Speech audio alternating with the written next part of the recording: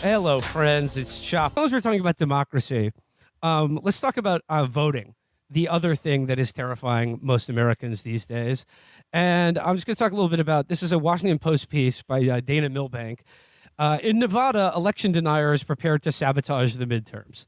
So this is about just like the spate of sort of poll watchers, sort of like a vigilante poll and election integrity advocates that are going to make this midterm election in a lot of states kind of a disaster, or at least like has the potential to be. Like, let's look at this piece. Dateline, Pahrump, Nevada. That's where the all the prostitution is, by the way. If the Nevada midterm elections degenerate into chaos in a couple of weeks, a very real possibility, then Nevada is poised to lead the way. Indeed, the chaos here has already begun. The election supervisors in 10 of the state's 17 counties have already quit, been forced out, or announced their departures. Lower-level election workers have quit in the face of consistent abuse. The state's election staff has lost 8 of its 12 employees. The Republican Secretary of State, who vigorously defends the integrity of the 2020 election, is term limited, and the GOP nominee to replace her, Jim Marchant, leads a national group of election deniers running for office.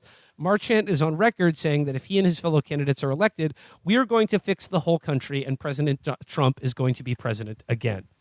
So I guess how I'm thinking about this article in conjunction with the school mural one is like in the face of I think largely corporate engineered price crisis that's referred to on the news as inflation, and a Federal Reserve instigated recession that we're all dealing with now. We're heading into the midterms, like in coming out of a pandemic, going into a recession, at which people's lives are like more precarious than they've maybe ever been. Just drug addiction, just social alienation across the board. And I guess the question is, like, as you look at these things, like our already shitty democracy and just like the basic functionaries of like counting votes and affirming elections are now being sort of hounded out of their ability to do so by people who refuse to accept any democratic outcome that they don't favor.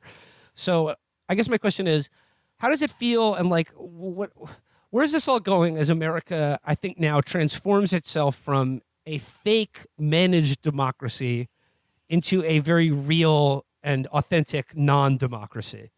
Do you think there's a difference between the two? Or like, what do you make of like the vote panic stuff in addition to the satanic panic stuff? I think it's the only way it makes the only way it resolves is what Marjorie Taylor Greene likes to talk about, the national divorce, but not formally. I think you would just have you're just going to end up in a situation where whatever coalition of political power is able to hold on to state governance in the near future and then codify their rule through their control of the ballots is then going to impose a settlement onto the state in question of these culture questions. The economic questions are going to be, as always, not up for even debate, let alone vote.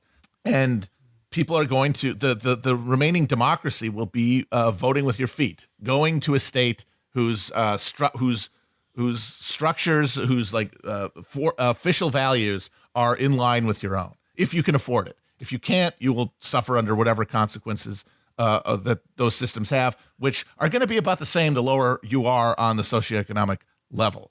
It'll be similar to live in any of them. But if you have a little bit of money and you have a skill or you have credentials, you're going to move to where it's amenable. And that will replace voting as like the meaningful act of choosing your representation. The Great American Divorce, though, it would be unsustainable because states cannot issue their own currency. They can't. All that stuff is not. I don't think that stuff's going to divorce. I think you're still going to have some sort of technocratic, probably military-backed, like Matthew McConaughey or the Rock-facing national government. But all real politics will be done at the state level and will be done by these whatever group of interests. Whatever collection of agitated middle-class voters connected to local regimes of political and economic power are going to impose on everybody else a sort of permanent settlement that's not going to be up for voting anymore. I mean, I almost see that as like a transitory step too, though. And I don't know what comes after. Yeah, no, nothing. I mean, this is all like just steps in a process. Like, there is no more. I don't think anybody can have any more fantasy that there's anything more than a temporary devolutionary development. Like, there's no stability. There's no bedrock that anything could be built on. Just people reacting to changing conditions, essentially. Ad hoc, without the ability to coordinate effectively, without the ability to rely on institutions that have been completely hollowed out, just basically riffing, just trying to keep the lights on and trying to stay in power, more importantly than anything. I could see maybe over a 200 or 300 year period walking backwards into the EU, where event like we do the divorce, and then like after 100 years, like the red states are like, actually, you know what? We don't want to be in a currency union. Like we're going to be using the Amero at this point. The Amero's cucked. We don't want. There's too much debt on it. Fuck the Amero. And then like the Florida, Alabama, whatever Confederacy becomes, Italy. There are all these analogs, and then eventually, we walk backwards into an EU type setup where the union of Pennsylvania, New York, Illinois, that's Germany. And the entire currency union reforms, and the finance capital blue supercenter is the Germany that sets all policy. And I don't know. I guess where would Greece be? Or I guess most places would be Greece. Yeah, honestly. Florida would be a good Greece, I think. Yeah. So I could see us going into that. If you're one of our listeners that's going to live 300 years, let us know. If this happens, send some messages back in our dreams. Yeah, if you're an alien who's listening to this in the future, let us know. Were we right? If you're the successor species to humanity, the octopus, lobster, ape hybrid, were we right? Yeah. Answers on a postcard, care of Chapo Trap House.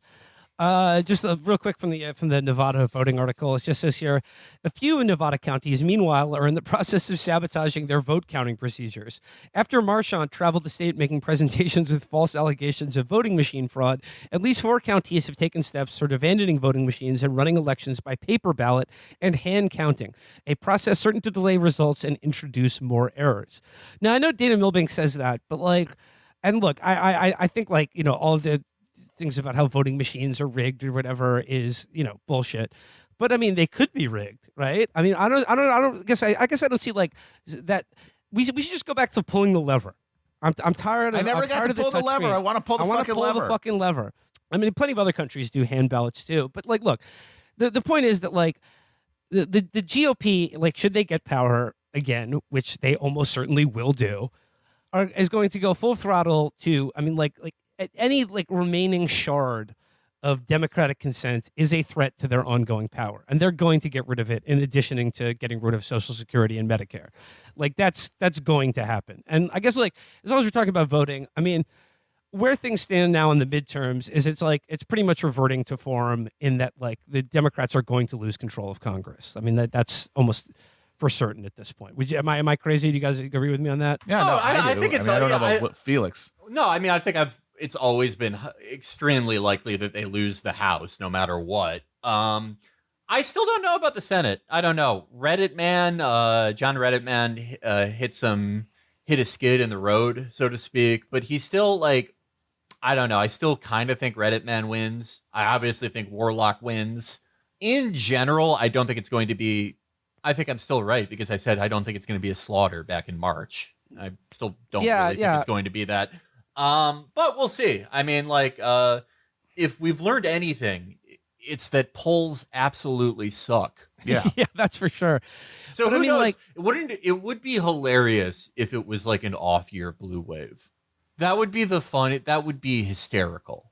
It's not going to happen, but I don't know. I feel like there's going to be some surprises in there. Well, I mean, look, the situation as it currently exists is that the more people who vote generally benefits the Democratic Party, and the less people able to vote benefits the Republicans, and they're going to push that advantage.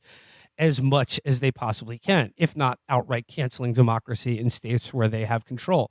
So I suppose, dear listener, you're thinking to yourself, look, this is horrible. Even in our sham democracy, like just certain things, this is a bridge too far. I would like, you'd still like to have your vote count even in a fake election.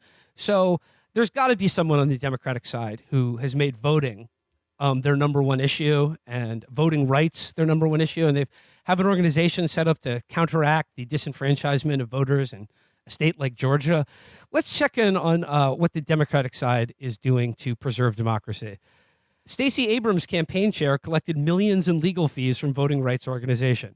Fair Fight Action, the nonprofit founded by Abrams, paid her close friend and allies law firm $9.4 million in 2019 and 2020, with 2 more years of billing yet to be disclosed. It's consulting all the way down in the Democratic Party. Well, this is a new one. Usually you just pay the consultant. I've not seen it done through a law firm. I like Abrams's whole thing, which was like that demographics were going in like, and voting was going in like one direction in Georgia over the last 8 years.